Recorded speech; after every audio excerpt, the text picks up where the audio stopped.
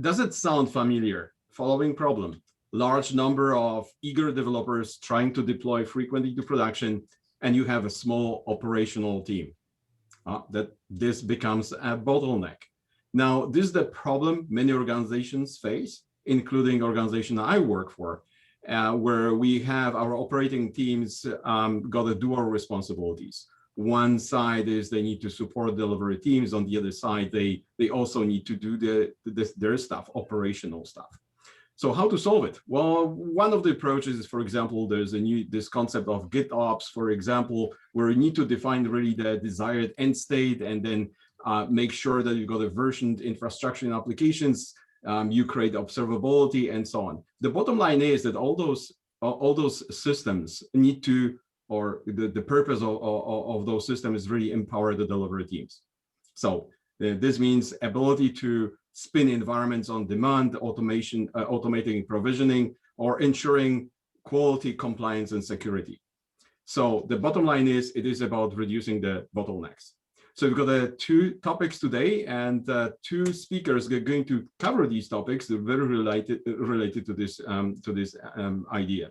So we will be talking about versioning, and we'll be also talking about internal developer platform.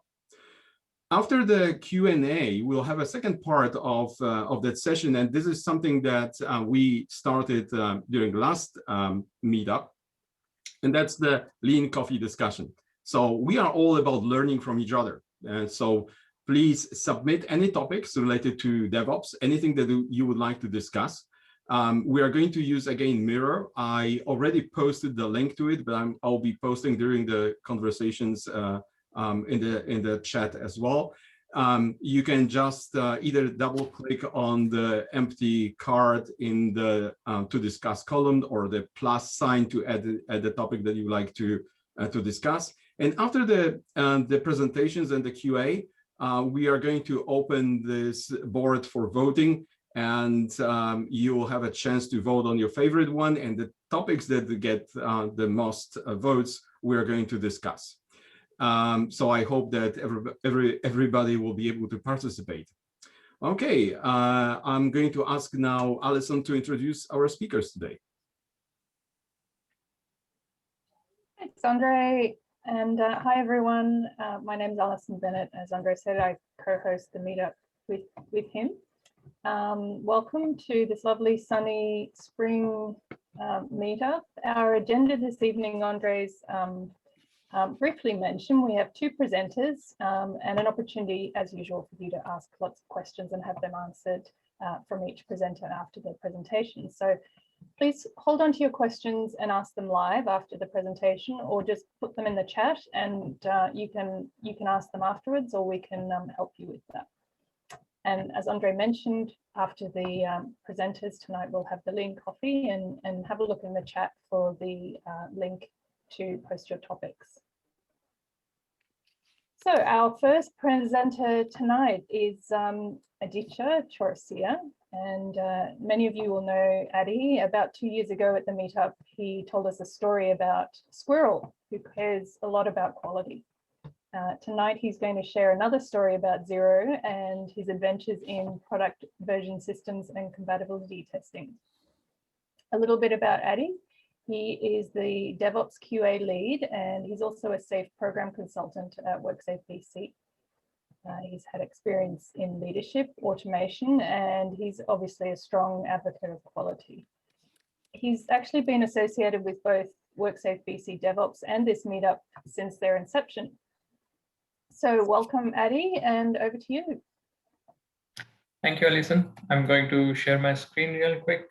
Please let me know if you guys can see the presentation. Yes. Cool. I'll get started then. So thank you for joining in. Thank you, Alison, for this nice introduction in the invite as well as in the meeting. Not going to bore you guys with the details about me. Going straight to the story. So this is a story about the idea. To be more specific, story about the image of the idea, as you see, is a light bulb. What makes the light bulb such an irresistible image for a lot of people is not just the invention itself, but also the inventor behind it. Edison, as a practice, he didn't look for a problem in need of a solution, but he looked for existing solution and made a better version of it so that they become useful to the mass. So in sense that he was an innovator more than an inventor, likes of Apple and Tesla and others nowadays, right? So so this is a story behind one of the interview on a local newspaper weekly, where he says that one day I overheard my teacher tell the inspector that I was idle, confused, and it would not be worthwhile keeping me in the school any longer. I was so hurt by this that I burst out crying and went home and told my mother about it. Then I found out what a good thing a good mother can be. She came out as my strong defender. She brought me back to the school and angrily told the teacher that he didn't know what he was talking about and that I had more brain than he himself, and a lot more like that. In fact, that she was the most enthusiastic champion a boy ever had. And I determined right then and there that I would be worthy of her trust, and I show her that her confidence was not misplaced. Fast forward couple of years, sorry, not couple, like maybe few years, this confused dropout of the school who was homeschooled by her mother, on a single day in 1988, he wrote down 112 inventions on a single day. And he averaged, like across his adult life, he patented something every 11 days on an average. So he founded more than 100 companies and he employed more than thousands of people, to name a few, the Ford and the Tesla and the General Electric and so on and so forth. So at the time of his death in 1931, according to one of the estimates, about $15 billion of $77 billion of the national economy derived from his inventions alone. So this belief in self-improvement remained throughout his life. While he was working on his idea of this bulb, he ended up making thousands of versions of the bulb, just like how he constantly created a better version of himself every day. Moral of the story would be, in my opinion, like when people advise you to be yourself, they usually mean to be the best version of yourself. In my opinion, this agile and DevOps is also a pursuit of continuous improvement.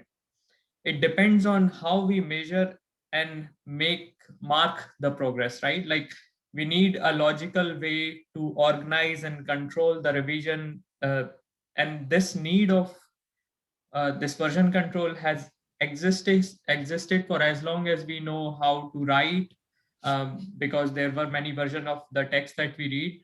But revision control became much more complicated in today's age of computing, right? So that's what the remaining of the talk would be about. Now, why we do the versioning? Again, we track each edits, we correct mistakes, we defend ourselves from spamming, and most importantly, look for better ways of delivering software through these systems. We depend on these numbers to make some sense of the world, right? Any number. And we have done so ever since we started to count.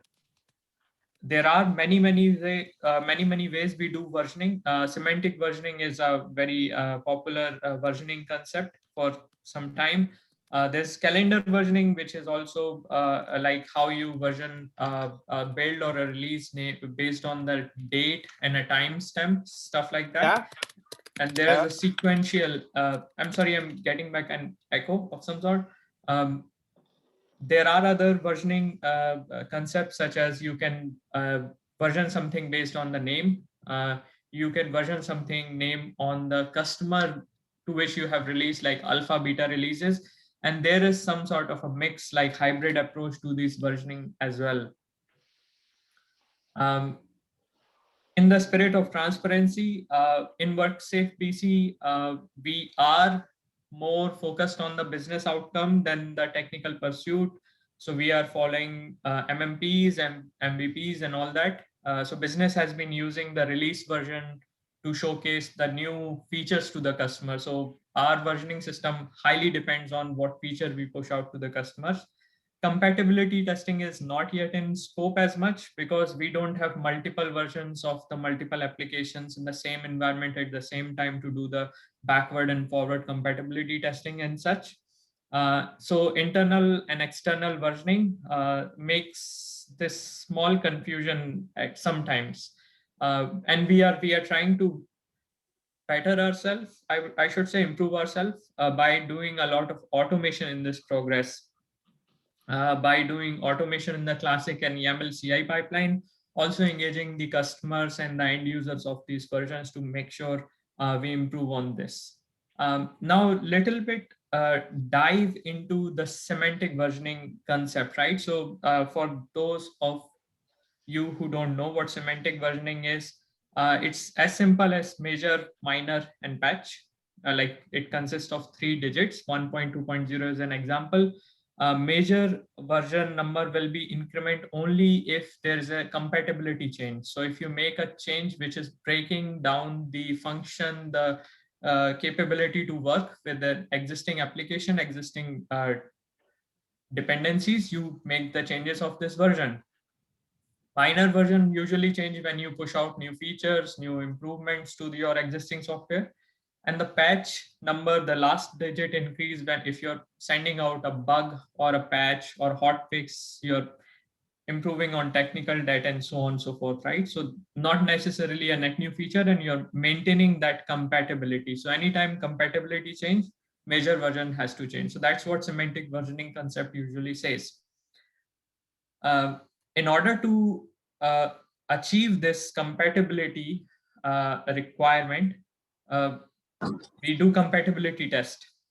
So there always needs to be a specific requirement for any type of testing, no matter what. Like you have to begin with a requirement of why we are doing this testing, and then we test against practically everything software interacts with. Like we can do that. But for the sake of time, for sake of identifying a version per se, we need to identify and scope the dependencies that we want to test against. And we test it for forward and backward compatibility. So these compatibility tests can vary from your build tests. Like if you have made changes to some dependency, is the build working? Is there a warning? Is there an error for the build? So build tests can be done. Some smoke tests can be done. You can do some manual testing, automated regression testing across the platform, across the OS, across the environments, even the users, right? You can do compatibility tests against the users too. So that's all secondary. What I want to, if there's one thing I want to set out as a message to this, for this compatibility testing, there needs to be a requirement for a specific dependency to be compatible. It usually is a other, how should I say, other team which you are working with. As a in the scaled agile, you would have multiple teams working together to form one solution, in which case you will have to plan it. And we are going to take a look sometime down the lane how that would work. But this was all theory. I acknowledge that. Now look at a practical example, because you would be surprised what the reality can do to common sense, right? Our industry, software development industry, is a lot sadder than we would like to admit. But there are places like GitHub and open source community where you can find the best practices. Babel.cli, and this is one of the example which I recently saw, is one of such places. I'm assuming you are all able to see my browser. Here, as you can see, a few things to notice. First one is that it is following the semantic versioning. So you have x.y.z, and then other important stuff, which is the dependencies. They are also listed down here. So you have all the dependencies listed with a caret sign. This interestingly looking caret sign is nothing but an indicator of what major version this Babel CLI is supposed to work with. So Babel CLI version 7.x.x, please ignore the last 2 digits for now, is supposed to work with major version of 4 of Commander, major version 1 of this dependency, whatever that is, and so on and so forth. Now, all these changes are tracked very prominently in the GitHub, as I was pointing out that they make such a yeah, so all these versions that you see are compatible with the inline dependencies. So that's one of the example I just wanted to send out. Now there's a bonus slide on top of this. I know I didn't deep dive into it, but it was just a precursor to what we can discuss later. In SAFe, there's a concept of release train. Release train is form of a software release schedule in which version software of multiple products are released at the same time, right? As a different train, so as to say.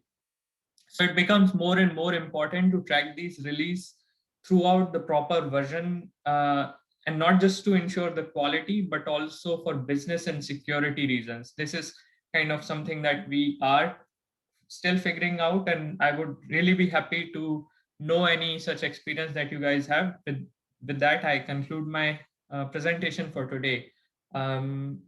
Anything which sticks out, please feel free to bring it up now. Thank you very much.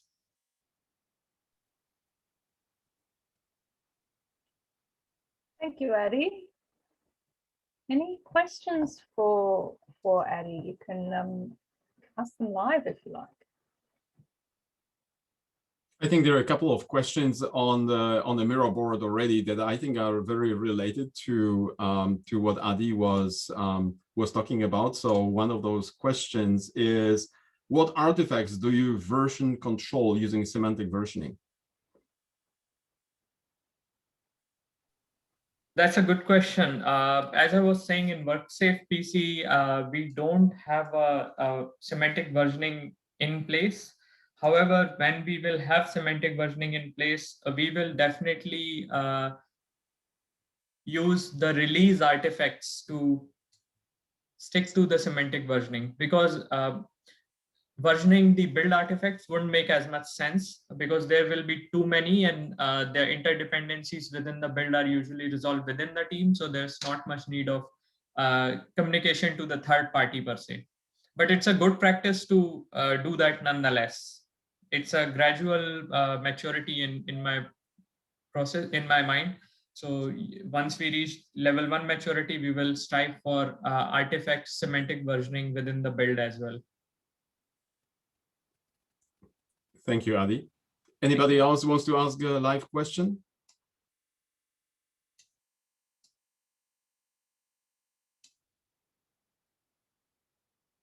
If not, there's another one. What is good version control strategy for teams deploying every day? That's a challenging. Yeah, that's a tricky one. Anyone wants to give it a shot? In my opinion, it should be what you would have as an incremental versioning would be good, unless you want to somehow automate the semantic, like you can't release every day until you have a very functional automation suite, right? Like you have to know for sure everything is working, and then you push it to not just deploy, but to release. So it requires a lot of confidence, in my opinion. And once you achieve that level of confidence, you can easily do the semantic versioning automation within the release too. Okay, thank you. Thank you for the question. Any other question?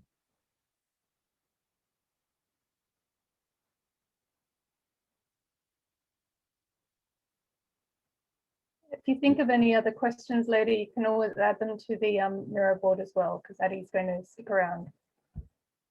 You're right. Okay. No other questions in the chat at the moment. So thank you very much, Adi. And like I said, Adi will be sticking around and can answer any other questions that might come up a little bit later on. Actually, there is one more question, Adi, I've just noticed from Jason in the chat. So I would think you would also version control associated documentation such as user manuals, training material, etc.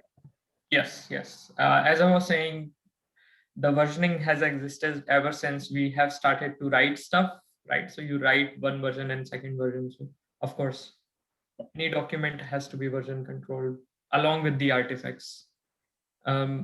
Best practice, in my opinion, is to not to document anything, but use the similar JSON files and the contracts within the software itself to explain what the dependencies are. Okay. Thanks, Adi. Okay, we might move on to our second presentation this evening, and our second presenter is Kaspar von Grünberg.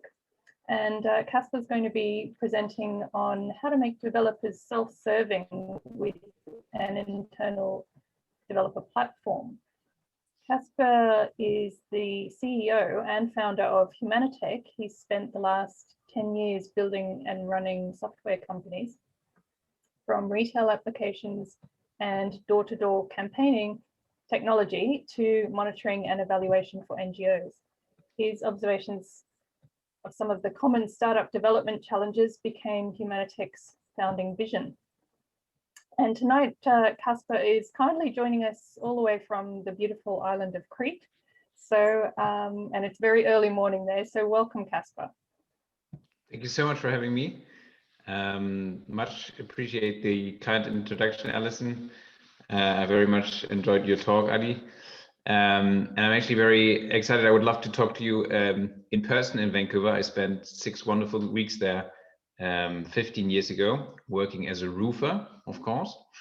I very, very much like British Columbia and Vancouver in particular. So I hope you have me next time as a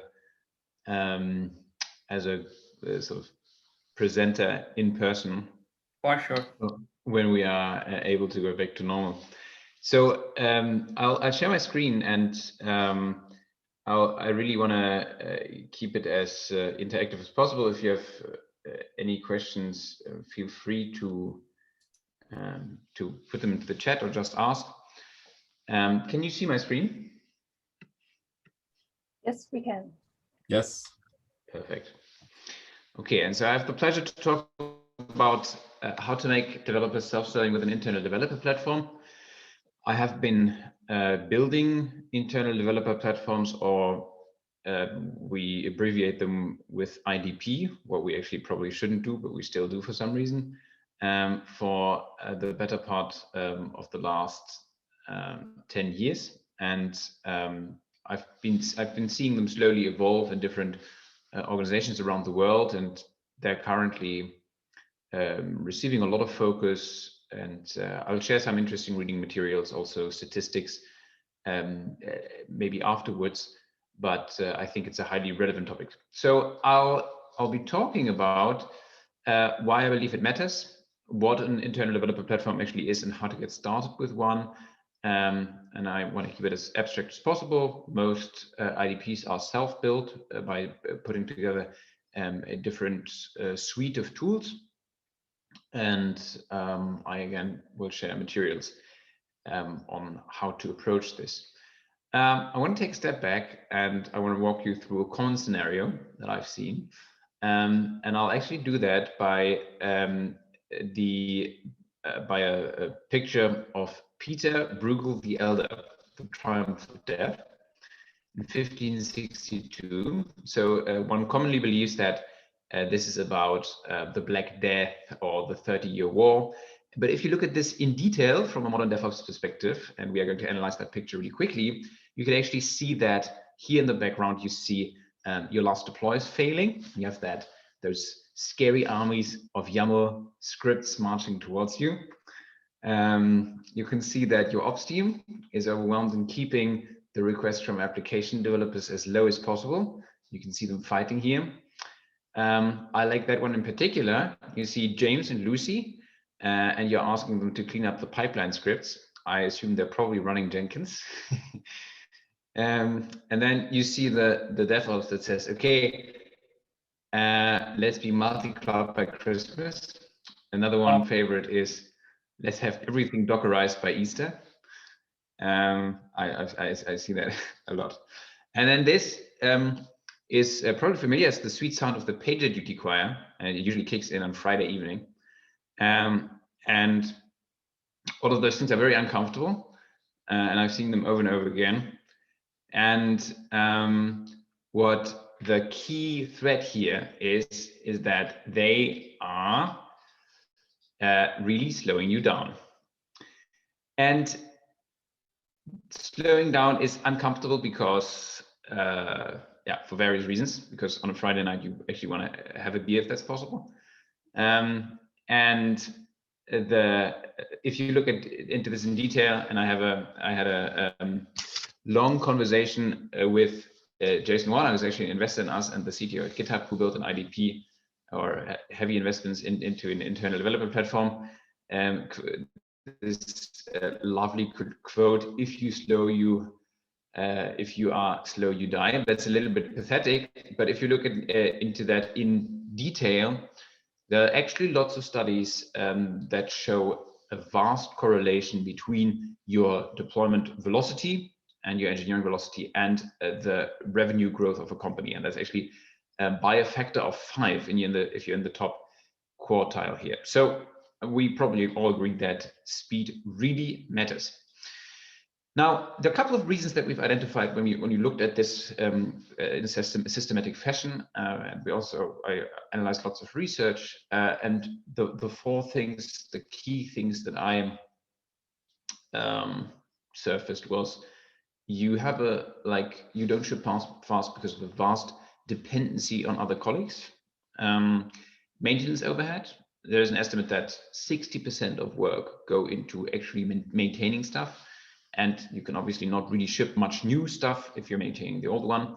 Then ineffective and broken workflows are a big one. And then one thing commonly neglected is cognitive load. That means, are the developers actually focusing on the task at hand, or are they derailed with focusing on administrative or, in the worst case, bureaucratic stuff? But we're going to neglect that.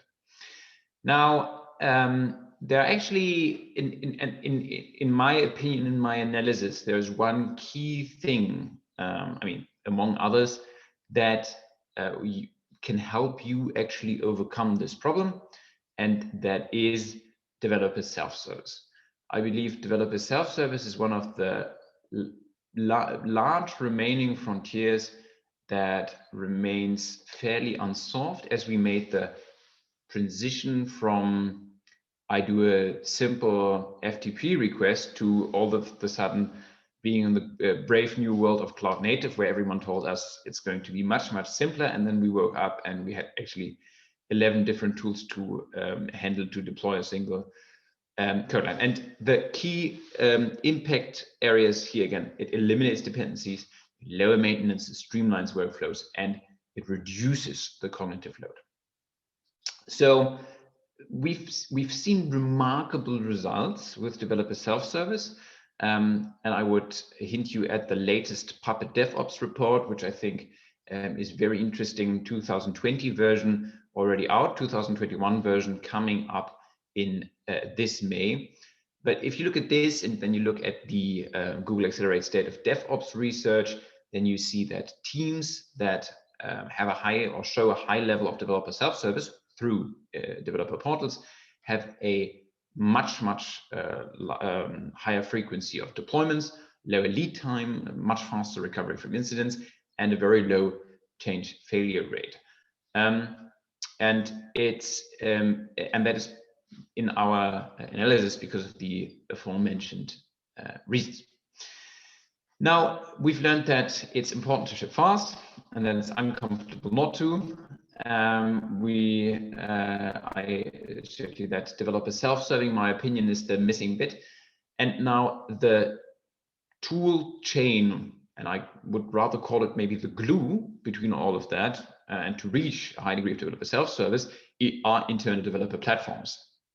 And most of the very forward-thinking teams have that, also because it was much harder to build one 10 years ago. But let's dive in and see what an internal developer platform actually is. And I've chewed on this quite a bit, but I believe that probably the best description is it's like a PaaS, a platform as a service. And you might know Heroku, and I think then this is a great way of thinking about this, but it is running on top of your tech and tools. Running on your on-prem service, or consuming your on-prem service, allowing you to deploy to your on-prem service, running on top of an AWS, but integrated with all of the existing technologies and tools that you're using already. The CTO of Backstage, which is a great product released by Spotify, I always mix it up with Shopify, coined, and I really like that the modern enterprise developer has an IDE to code, Git to merge, and then an IDP, an internal developer platform, to run or operate the code and perform all of the self-serving tasks. And then they are as abstracted away as they want from the infrastructure component. And I think that is very important. You don't want to take low-level access away. People should be able to then actually perform everything. But you're introducing golden pathways, and those pathways enable a front-end developer to say, I can spin up a new environment following a certain automation routine if I want, and all of a sudden I fall in love with Helm charts or whatever you're using. I can also dive into those and operate those. And we're seeing great results that people stay on those golden paths, knowing that they could derail, but for the benefits of keeping the system easy to maintain and in sync, they're choosing to work with those golden paths. Now, if we're looking at look at that from a graphical representation, again, I briefly touched that before. You want to make sure that the operations team, DevOps, platform engineering, however you call them, are able to actually configure everything, stay in full control of the products, and then integrate those infrastructure components with the internal developer platform, as well as set the rules. And the rules means if developer A requests a new environment of type B, please make sure you are giving them an OpenShift namespace in a cluster. You are giving them a fresh instance of a Postgres database with Elastic, and you're pulling images from this registry as well as configuring this DNS. If we're looking into the workflow and where it integrates, it's usually catching the artifacts from the CI pipeline or referencing them in the respective registry. And it is then dealing with two things: the infrastructure components. I briefly touched that. So how do you actually, what's the database that you want to have spun up, as well as application configurations. And that's where it's actually now making the link to Adi's talk. It's a fairly new approach, and maybe we can talk about that in the Lean Coffee session, to working against baseline configuration templates, applying changes to those templates, and then creating versions in usually then a YAML format, so they're universally applicable.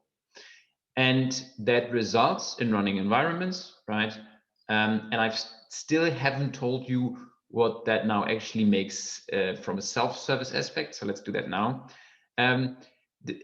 If we talk about developer self-service, I commonly mean tasks like you want to spin up a new environment, you want to add an image, you actually want to start, you want to take a subset of your services and do an integration test, start them up, test them, test against a larger shared service. Maybe you want to provision resources, you want to have a fresh instance of a database to test against, you want to have the environment that we've just spun up with freshly configured DNS, with file storage in a particular cluster.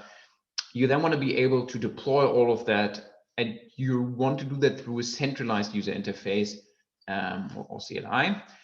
You want to roll through versions and understand where did what change in terms of the configurations. You can almost think about this like a version control system for the application, for the configuration state of your application. And that has a little bit also to do with the visibility. You want to stream the logs into a centralized service catalog, where you say, I have my app, I have my services, I can debug them right there without the need of actually connecting to the cluster or any of those things. And then you commonly want to also include your application performance monitoring into that to make sure you have that really consistent bundle. Yeah, so again, I don't want to sort of stress that too long. I often get asked where to start because it can sound entirely overwhelming. And I don't think it has to be. All of the very successful implementations of IDPs that I've seen start from a count of around 20, 30 standing developers onwards. I think that is the lower threshold at which it starts to make sense. I believe that it's genuinely important to start that grassroots, where you have a small team, maybe in the ops team, or maybe only a single DevOps practitioner, branch out and then start the first internal developer platform implementation. I believe it's something that you have to treat almost like an internal product, because it has to be tailored to the specific needs of your organization, maybe slightly more than your CI setup, although even though there you have to make sure that all of the pipelines are built according to your test plans and executed accordingly. So I'm a big fan of making that as product-led as possible. You have an internal customer, and that is your developer, and you want to make sure that you're actually serving that single development team. I'm a big fan of having one key performance indicator for every new, how should I put it? Every new product or service that I'm bringing into the workflow of the team. I think in that case, it makes a lot of sense to optimize on the deployment frequency. That is the indicator usually significantly impacted by the introduction of an internal developer platform. And so we have an IDP internally, obviously, and that is what I'm actually like working towards, and where we are testing whether the implementation is successful. There's lots of buzz at the moment, and I think we have a tendency as an industry to come up with fancy new job titles. And so the latest fancy job title that I'm picking up is the one of the platform team, the platform engineer, following a long tradition after DevOps and CloudOps and SRE, and I could come up with 10 other names. So, and I don't think that you have to have that in any way. You can, you don't need to rename yourself to start trying. And it well makes sense, as I said, grassroots start to just test that on a subset with a couple of services in an application and really reap the benefits and then expand from there. There is a site that I would like to point you at. It's called internaldeveloperplatform.org. It was initiated by me originally, but it has received contributions from lots of people in the industry. We have a board of curators to make sure that it stays as unopinionated and transparent as possible. You can actually send pull requests if you're of an entirely different opinion than I am. And but I think it's an interesting collection of things that you can read or learn about internal developer platforms. We have a version of Humanitec that is free and available, and you can get that with unlimited deploys if you want to have a look at how IDPs actually work. And you can just request them at trial.humanitec.com/Vancouver, and we'll send it over, and you can just play around and have a look what that would actually look like materialized in a product. Yeah, I hope that was interesting. There are tons of things where we could deep dive. If you have any questions, I'm very, very happy to stick around. As I said, my day still has probably 18 hours, so I have lots of time. Thank you very much, Kaspar. That was great. Thank you. Any questions for Kaspar? So Kaspar, I think that this is definitely something that has a great future, and is a great opportunity for many teams. How easy it is to get into that platform? Do you need to learn any specific skills to actually start configuring those this platform? Not really. So I want to sort of let's put it like this. It depends. So you can build them entirely yourself, and then you have a lot of there are a lot of skills necessary to actually do that. But there are great versions out there. I'm a big fan, for instance, of if you're a large team of Backstage, for instance. I just mentioned that I'm actually pretty close with the team there.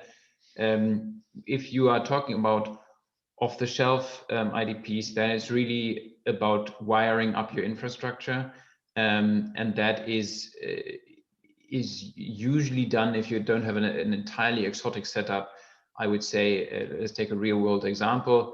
There is this, I don't know whether you know that, there's the Google Hipster Store that Google uses for most of their demos for the GCP project, and it's an application with around 11 microservices.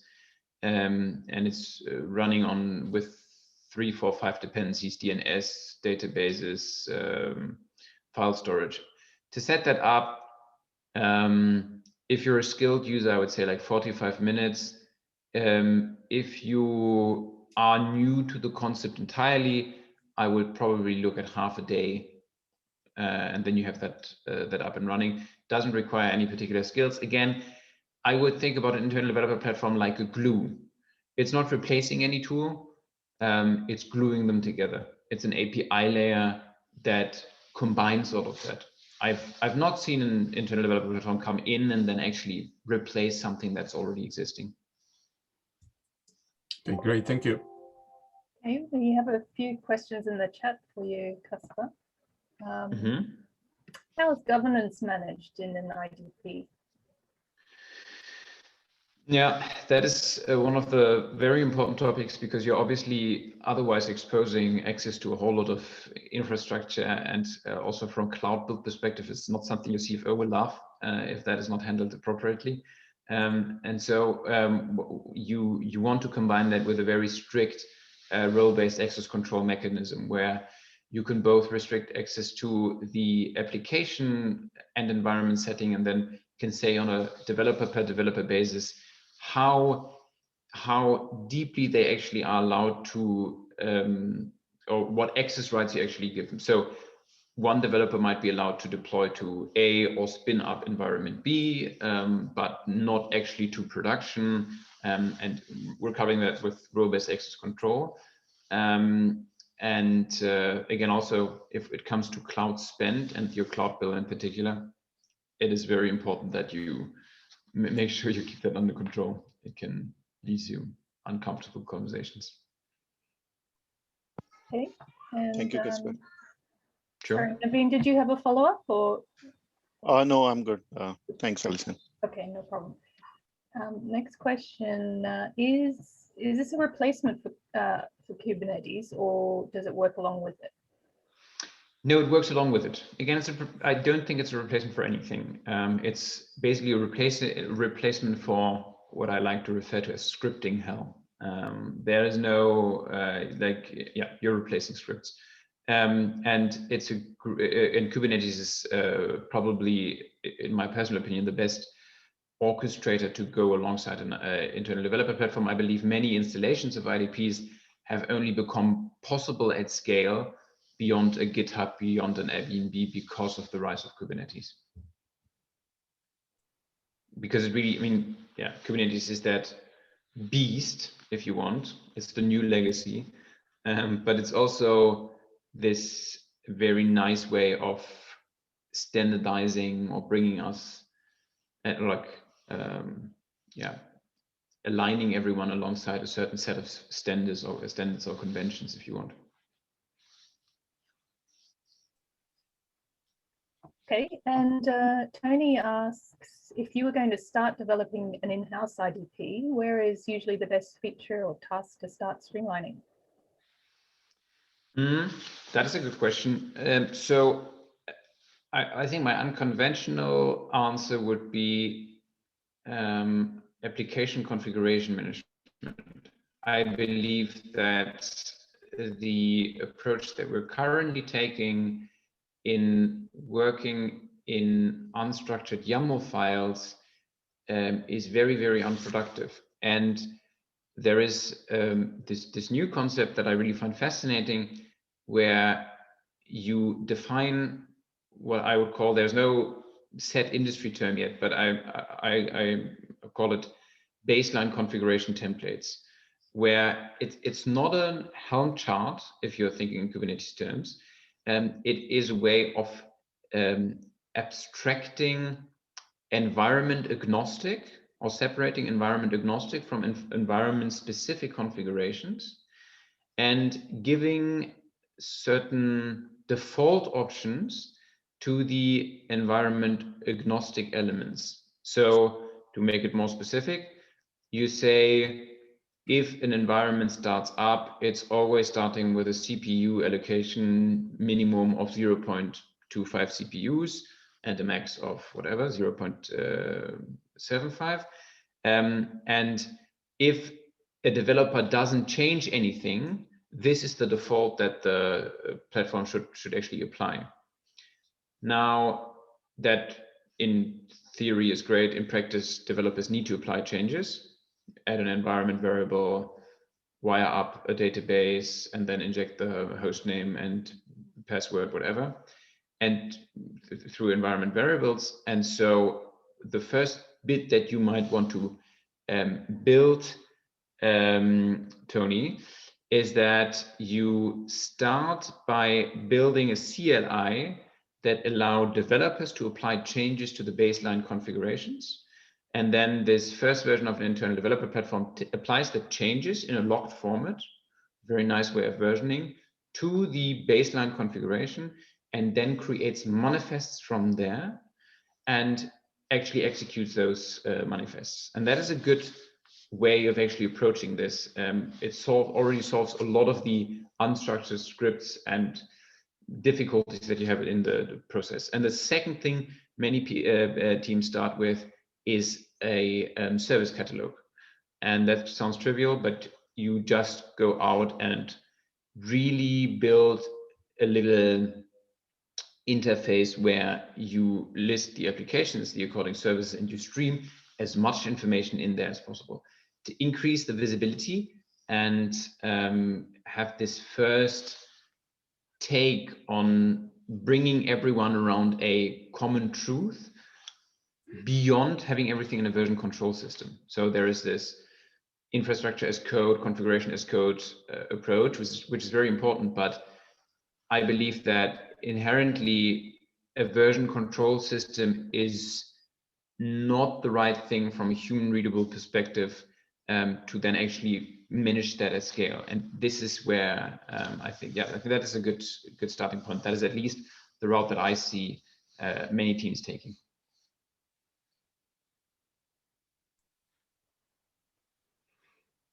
Okay. Mike's just posted a one more question. Yeah, so would you say that containerization Kubernetes would be a prerequisite to implementing an IDP, or at very least would investment in containerization be more valuable than jumping straight to implementing an IDP? And I would definitely say so. I think you can, this is the first set of, independently whether you want to take the IDP route going forward or not, I believe at any given point in time, you have to pick the what the next best thing to do to improve your setup, irrespective of whether an IDP is the right thing for you or not. I believe streamlining the developer workflow by containerization is the next best thing. Is Kubernetes the next best thing? I believe that many teams get into Kubernetes too early. It's not the, everyone talks about this. There's lots of hype about this, but I have had that conversation, long conversation with Jason Warner, who was the VP engineering at Heroku, and then he went to GitHub and actually did their transformation from whatever to Kubernetes. And one would think that GitHub doesn't have problems with that, but they have huge problems. And what he said, and I think what I believe very much, is what is the smallest amount of self-management and overhead that you need to add?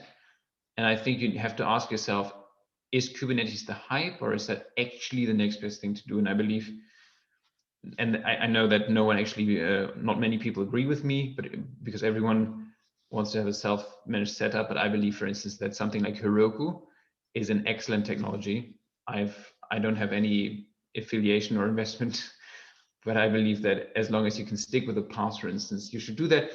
Then afterwards, Kubernetes is a good investment, but also there I would make sure, if possible, use managed versions, make sure you don't get into the overhead of actually dealing with that craziness. And I say that because I've actually failed implementing Kubernetes years ago very badly myself, and it took me a lot of time to control that.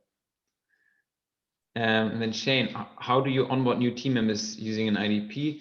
Yeah, I think that's one of the big strengths of that system once you have everything in place. And as I said, even if you only have a single application there, which you can start very, very lean, you can literally, like, onboarding is like onboarding them on GitHub or that's beautiful. You basically give them access to Git, you give them access to your internal developer platform. If it's well set up, they'll master in half an hour, and you have that very fast standardization, and everyone is around this documented workflow. That is beautiful. Very, very powerful. Okay. Any final questions for Kaspar? I think there is one more question. How do you onboard new team members using IDP? Yeah, I mean, that was a little bit what I was referring to. You set the conventions, you write an internal, short internal documentation, but because of the self-serving element, that is something you don't need to learn any scripting languages unless you have a CLI implementation. But in most cases that I've seen, it will take you half an hour, and the developer will have actually mastered that. So I believe for the onboarding of both developers and ops to the setup, it has this natural, almost automated way of documenting your work, and that makes it much easier to jumpstart. Great, thank you. Any other questions?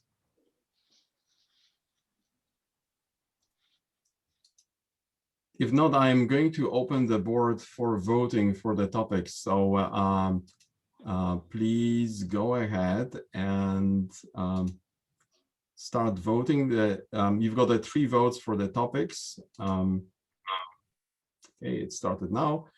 And in the meantime, I have 2 announcements. Let me quickly just have a look at that. The first announcement is, just get to this. All right, Ari. So there is a Swamp Up Global DevOps Conference. Ari, would you like to talk about this for a moment? Sure, thanks. Really appreciate it, Andre. Hi, everybody. My name is Ari Waller, and I work for JFrog on the developer relations team as their meetup event manager. Many people know JFrog, if you haven't heard of our company before, through our flagship product, Artifactory, which I think there's probably some people that have used before at the meetup tonight. I appreciate Andre allowing me to make an announcement about our upcoming Global DevOps Conference, which is SwampUp 2021.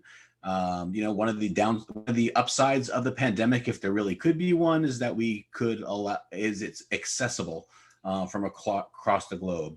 SwampUp is going to be taking place on May 25th through the 27th in North America, and June 1st through 3rd in EMEA and APAC.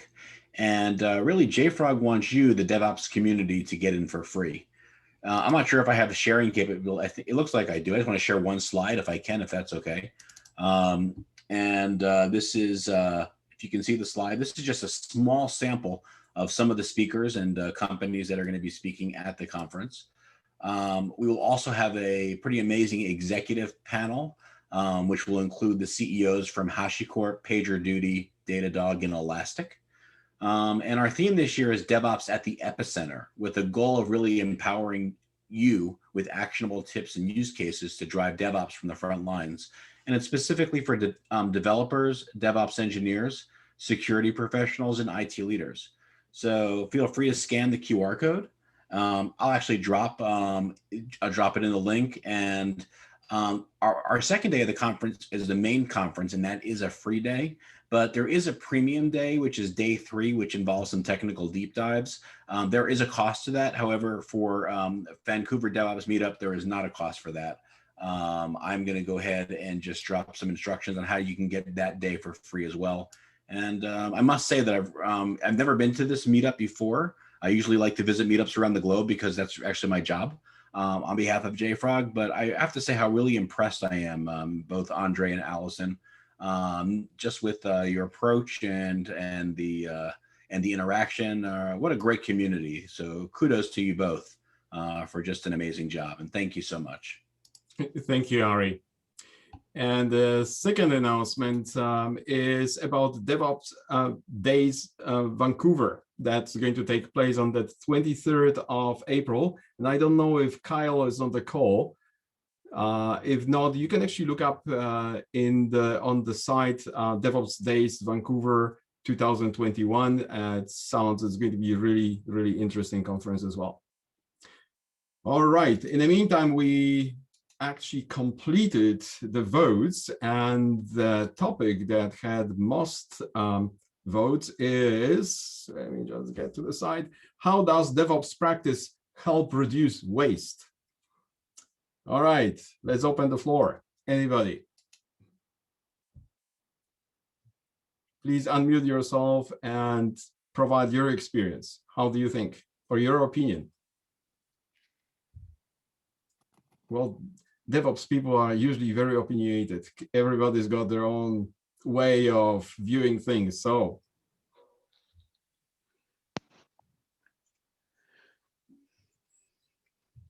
I would. anybody? Andre. Yep, go ahead. Yeah.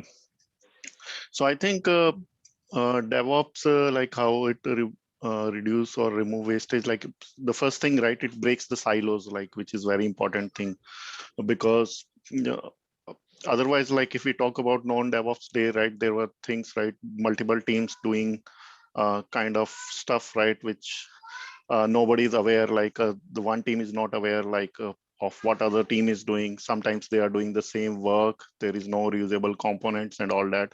So the one core theme of DevOps is like breaking the silos. And with that only, like, I think it reduces a lot of like duplicate efforts, I would say, or wastage. Yeah, which is kind of a wastage. totally agree, Naveen. And this topic is very close to my heart, and especially when we are talking about lean and waste management and scaled agile and DevOps for that fact. When you talk about waste, there are many types of waste, right? So one of which is, you rightly pointed out, the waiting time or the silos, right? Then there's defects, which is again quality assurance aspect. You see a dramatic reduction in number of bugs that you have to play ping pong with, right? The developers throwing stuff over the wall to the QAs and not taking ownership of the quality of the code. There's a big shift in mindset when we talk about DevOps. Yeah, absolutely. I think about handoffs and losing the context, right? That definitely introduces a lot of waste. Yeah. Any other opinions on this? Okay, so let's have a look at the next topic. This one, which is what are shared services and how to use them in DevOps? That's a great topic. That's a great topic. Yeah. Anybody on that? How shared services are implemented in your organization? Or do you have them? Do you need them?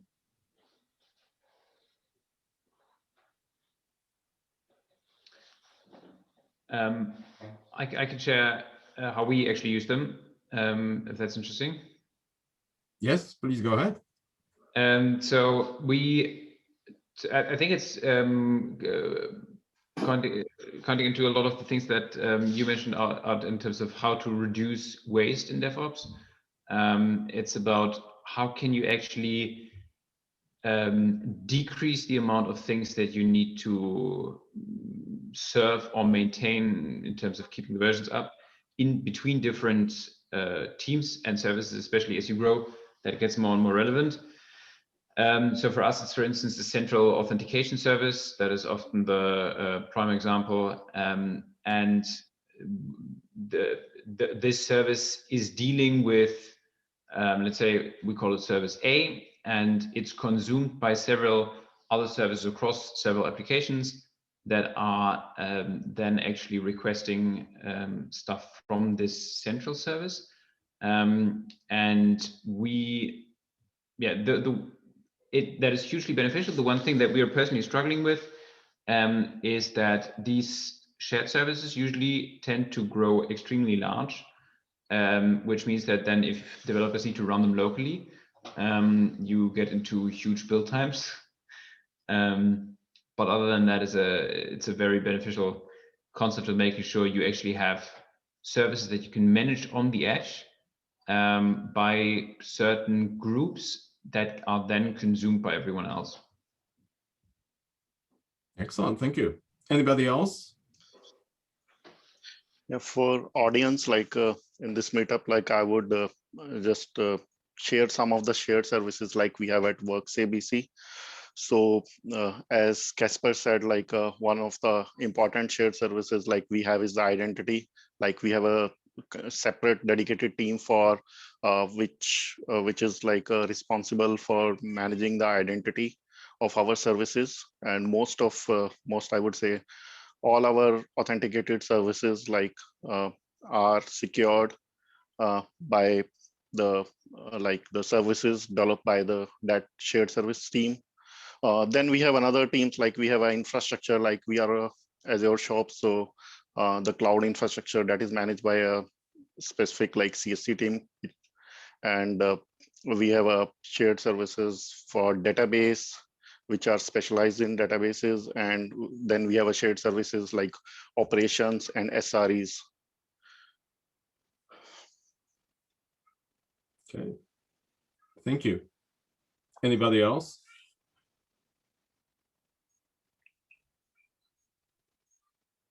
If not, let's move to the next topic. There were 2 votes on this one.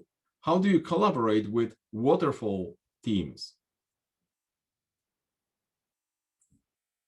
Okay, anybody on this? Anybody on this has an opinion on this?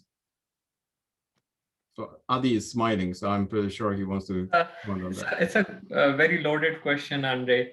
And basically it goes in line with what shared services, how do they operate, right? Like you can have Kanban teams working, and basically I was smiling also because there can be many interpretation of the question. So for instance, shared services could be the literal microservices which we deploy on environments versus the people who we are dealing with, right, as a service. So same goes with the waterfall teams too. how much are we overlapping with that and what the release guidelines for them are, and so on and so forth, right? So all these questions are quite tricky to answer. That's why it's, in my opinion, not a fair question. It's very big. It is indeed. How do you collaborate with waterfall team? In my opinion, if you don't have any overlap, no need to collaborate with any team, be it a DevOps or be self-managed team by yourself. No need to make things complex. Yeah. Anybody else? Any comments on that? All right, the next question. Jens is typing early and often. Yes, I 100% agree. If you need to collaborate, that is as early as possible and as often as possible. So thank you, Jens. Excellent. All right. Okay, so let's move to the next one, which is, what are the biggest challenges when implementing DevOps? Wow. Okay. So who can comment on this? That's a question for Andre. Well, yeah, it's like, okay. I think, Andre, go ahead. It's basically this ingrained culture that you and I know, where we spend decades working. Okay, we're developers over here, operations guys over there, tossed over the fence. We are, rolling with our coding, and you guys take care of that. Yes. And now we're saying, no, you are building it. You are end to end. You are running it, and you have to make sure that it's working and that everything is. And I think that still is a challenge from what we are seeing. We still have this mentality of like, okay, here's the devs over there, and here is the QA over there, and here's the operations. And you talked about silos, and I think that's it, reducing waste, handoffs. Right? Absolutely, yeah. I think one of those as well, and that's attitude or type of mindset that needs to change, which is, well, it is about really releasing the control, right? We all protect ourselves, build those castles and, build those walls and trying to protect, but ultimately, we are all working towards the same goal. So ultimately, we want to empower each other's. For operational teams, for example, releasing some of those responsibilities and giving them to the development teams empowers or unlocks the operating teams to do the work which they are really more suitable for, right? Same thing with automation. Automate as much as possible so you don't need to do those repetitive tasks and focus on the stuff that where people cannot be at this point replaced. So it takes a little bit of courage and the mindset. Yeah, and I'll also add one thing that probably is not gonna, it could be controversial, and this is my personal experience. But as a developer and moving from traditional, we sometimes perceive we're losing some good excuses. Because before, hey, why is this so shoddy? Well, the product owner was yelling and they were just screaming at us, and we had to cut corners. Otherwise, I would do a perfect job. Now, all of a sudden, you're losing that excuse. And it's no, it's up to you. You decide how much work you take on, like WIP. Therefore, make sure you know what you're doing. And I'm seeing some people saying, oh my God, I'm losing some really awesome excuses as to why my technical excellence is not up to the expected standard. Yeah, and I know this is not a popular opinion, but that's what I'm seeing sometimes. No, I 100% agree, Alex. And if I can chime in as well, if we broadly categorize all the problem in people, process, technology is the easiest to solve most probably, right? Yeah. Processes you can deal with somehow, but the people and the mindset basically that you are alluding to is most problematic in my opinion. Yeah, good opinion is very, very valuable. Sorry, good excuse is very valuable. Yeah. Anyway, I'll shut up now. Okay, anybody else? I would just like, I think that's very true, Alex. I entirely agree with that. I've also seen that as we've made the shift of throw over the wall to build it yourself. I think this build it yourself thing was first coined in 2006, I think, by Werner Vogel, the AWS CTO. And then, okay, we started rushing towards that. I think as we did that, I at least personally was a little bit too eager of giving lots of, or overburdening the developers a little too fast. And so that led to a situation where I said, okay, we're in a cloud native, I give you this, and now you do the config files and you do this, and like, you're almost becoming an ops. And what I personally ended up seeing is that I was also overwhelming them, right? I mean, I was touching that in the presentation previously, but I observed that there was a counter reaction where developers, especially on the more junior end, said, hey, I'm focusing on TypeScript, I'm focusing on this and that, I don't actually want to focus on this and this. And then that led to a situation where they threw things again over the wall, now in a different format, because now they threw questions and said, like, I'm struggling with this, can you do this? I'm struggling with this, can you do this? All of a sudden, we had less documented workflows, because when we threw things over the fence, it was quite documented, but we still get all of those questions in an unstructured format. And that's why I think it's very important that you do that transaction depending on the ability of the developers to actually deal with that cognitive load. And that is often a mix of their knowledge, their training, how much is the organization willing to invest in that. Yeah, absolutely makes sense. But you know, today, 2021, I think we're 10 years into DevOps. And if I'm applying for the DevOps position, I shouldn't be shocked and surprised if somebody expects me to be able to deploy and, you know, configure a YAML pipeline, and that comes with the territory. And I shouldn't be going and saying, "Oh no, I'm just focusing on F# or something. I'm learning a new programming language." It's the whole shebang, and it's not easy, of course. But that's why we get paid big bucks, right? You speak for yourself, Alex. I'm just saying, I'm being a bit facetious. But yeah, this is the job we love, and and why do we love it? Because it's always challenging, always learning, never a dull moment, and that attracts certain personality. And all of us here, we're big learners. Every day I see everybody learning and challenging me, and it's a great situation. But you cannot stand still.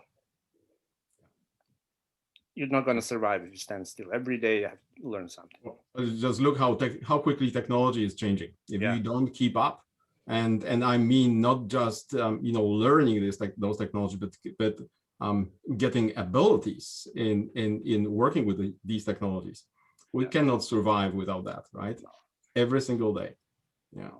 And also another thing is, and this may not be just related to DevOps, but it's a you know, a social activity and a contact sport, which means teamness, being in the team, not being a sole ranger going over in a corner and like, leave me alone, I'm the genius. No. Now we are all like hands-on, interacting face-to-face every day. It's a contact sport.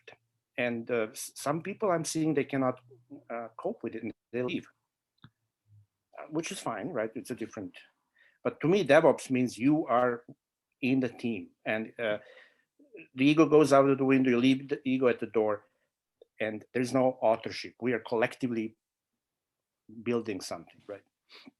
Absolutely. I think part of that is, as well as it's a good metaphor that you're using about contact sport, because ultimately having contact, it means that also there is a conflict. As long as the conflict is about the task, how are you trying to do it, we learn from that. We learn from each other, right? And that's the type of attitude that is required. And honestly speaking, not everybody can do this transition because, well, you know, conflict is something that a lot of people consider as a negative thing, which that's not necessarily true, right? Yeah, excellent point. Thank you. Yeah. Okay. Anybody else has an opinion on this? Okay, so let's look at one more, which is, how do you align teams to same practices or technologies? I'm pretty sure Alex got a lot of to say on this. Yeah, I'm thinking. I'm kind of really torn there because part of me is saying, why? You have self-organizing teams, let them pick their, but on the other hand, as Andre, you're working towards the enterprise DevOps. And that got me thinking real hard, like we can't just go herding cats and everybody goes whichever way. And when we have a turnover, if we have team members being redeployed to different projects, and all of a sudden if we have umpteen different technologies, we're going to be really losing our momentum. It is nice to have like we're standardizing on .NET, for example. But yeah, we still have some Python, we have some Node, blah, blah, blah. And this is a big challenge. And really now you're thinking, should you orchestrate and dictate and say, no, only this? Are we stifling creativity, or are we, I don't know. I got to tell you, Andre, I'm still kind of really, and I had recently calls with some of our engineers, and they were like, Alice, why don't you just put your foot down and say, okay, this is it, and no left or right. But we have some brilliant engineers on the team, and they come up with amazing things. And I really hate to say, okay, forget about this and just go on the straight and narrow. Now we're losing some of that innovation, right? Yeah. It's tough from my perspective. I'm reminded of the crank it up board for alignment. Yeah. Right. So you do it through encouragement and sort of make it like a sport. Well, it is really about adopting the best practices and best tools, right? But obviously, especially in large organizations, it's really about finding the balance. Because on the other hand, standardization makes things a little bit easier, but then standardization becomes a slippery slope. Once you get into that, the innovation is stifled, and practically speaking, you are not going to produce most probably the best application that you have. And not to mention, demotivated teams, because if you are just forced to do the same thing over and over, and you're not able to adopt the latest technologies that are appearing on the, or at least test some of those technologies that are in the market or appearing all the time, you most probably going to be losing a lot of momentum, or even a lot of people, right? So I think it's really about finding balance. Yeah, but it's also, I think, about the willingness of the organization to invest, right?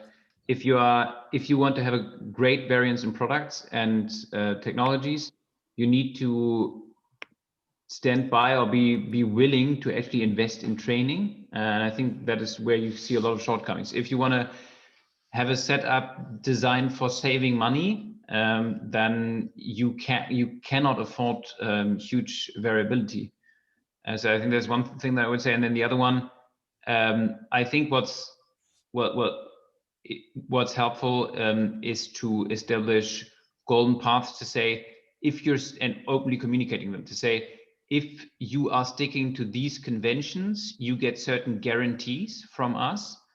If you are going off the beaten path, that means that you also have to take more ownership. It's also more work for you. And so you're giving them the defaults that work, and say, if you want to lean back and go the path of least resistance, then use our standards. Yeah, absolutely. I think the other aspect as well is ability to integrate, especially with the multiple teams working on the same products. How you can quickly integrate what you are delivering, and at the same time getting the feedback, frequent and quick feedback. So that's one of those. And then the other is, especially when we're talking about the practices, how you collaborate with the other team, right? If they are adopting different practices or different planning cycles, and your teams are doing differently, it's becoming differently challenging. So it requires a little bit. It's always about the balance, right? There's never right or wrong. And it depends on the organization, on the maturity of this organization, and what type of goals they're trying to achieve. So it's art, most probably more art than science. Anybody else comments on that? I just want to mention, and this is strictly technical, it helps if you are wise enough or lucky to adopt a platform. Like, I think .NET was a good choice for us. I have big faith in .NET, and the more I'm seeing what's happening and I'm talking to some of my colleagues, it really helps when you have such progressive and enlightened. It's really good. So I'm happy with that, and I think we made the absolutely right choice, and it's going to really pay back big dividends down the road. I think it just started to really blossom, and it's going to be fantastic. Absolutely. That's my prediction. Good. You're an enthusiast, yes? I'm enthusiastic about .NET. Like 5 years ago, I wouldn't be that much, but now. Excellent. Anybody else? Any comments on this? Alison, how are you doing with time? Yeah, we're almost there, Andre. We've got a couple more minutes. Did you want to wrap up here, or? Yeah, I can wrap up now. So first of all, thank you very much, Kaspar and Adi, the great presentations. As always, we are looking for speakers. There's a great opportunity to share your experience, to have provide a visibility to your organization and yourself. So please do not hesitate to contact Alison or myself if we would like to speak in one of our next meetups. And I hope to see you next month. We'll be posting video of this or recording of this session in about a month's time. Andre, can I just say one request to you? Can Yes. you mention our technical blog? Maybe some people can. Oh yes, go ahead. Yes, please. No, Alex, so actually, go. Andre, we had this InnoFest or hackathon last year, and my idea was to create a WorkSafeBC technical blog. And I was inspired. Andre is a big fan also of Netflix technical blog. And it got approved and everything else. So now it's launched. I can put maybe, let me just put, sorry to take your time, but just a link. So for anyone who's interested, I think we have some really interesting and quality material. We have some amazing engineers on our team. So he's in the chat. And I hope you like some of these things. And some of these are really hands-on, and we got some even some comments that people say, hey, you just saved me a few months of wasting my time to the latest Willie's and Saeed's post. These are really tips and hands-on tips and tricks and techniques that are amazing. Well, especially the last series on the pipelines, which is really great. Yeah, types of pipelines. Saves you months of messing around and trial and error. Absolutely. And these people are really innovating. They're innovating. They're, it's original. It's coming up with some amazing solutions. So here's a plug for them. Thank you, Andre. Okay. All right. Thank you very much, everyone. And again, many thanks to Adi and Kaspar. And have a great evening. And have a great day, Kaspar. Thank you so much for having us. Sleep well. Thank you. Bye. Great Thank one. you. Bye. Bye-bye. Thank you. Bye-bye.